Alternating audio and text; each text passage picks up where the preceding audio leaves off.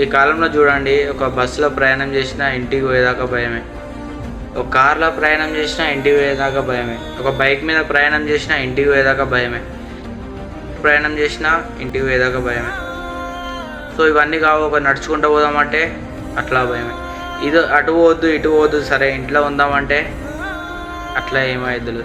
సరే ఇప్పుడు దీన్ని బట్టి మీకు ఏం అర్థమైందో లేదో తెలియదు, కానీ నాకు అర్థమైందైతే మీకు చెప్తున్నా వినండి.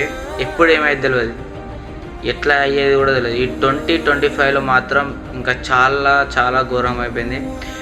రీసెంట్గా జరిగిన బస్ యాక్సిడెంట్లో అయితే ఇట్లా ముగ్గురు ఒకటేసారి చనిపోతే వాళ్ళ తల్లిదండ్రులకు వచ్చే బాధ తట్టుకోలేనంత ఉంటుంది. సో నేను ఎప్పటికైనా చెప్పేది ఏంటంటే, డెత్ ఈజ్ అన్ఎక్స్పెక్టెడ్. సో తొందరగా నువ్వు ఏం చేయాలనుకుంటున్నావు అది చేసేసి కొంచెం కేర్ఫుల్గా ఉండు. ఏమంటున్నావు?